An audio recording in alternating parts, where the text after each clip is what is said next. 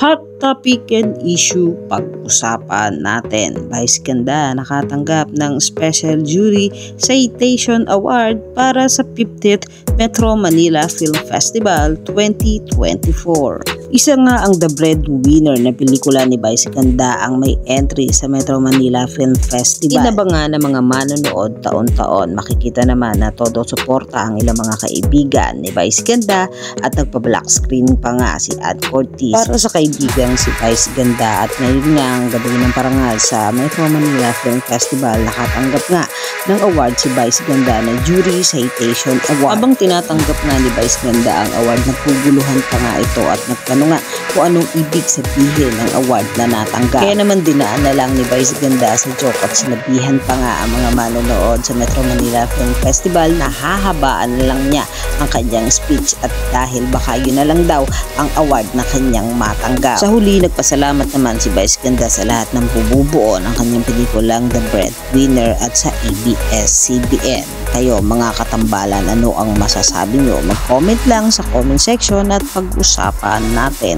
Yan ang mga hot topic and issue dito lamang sa Tambalang JK.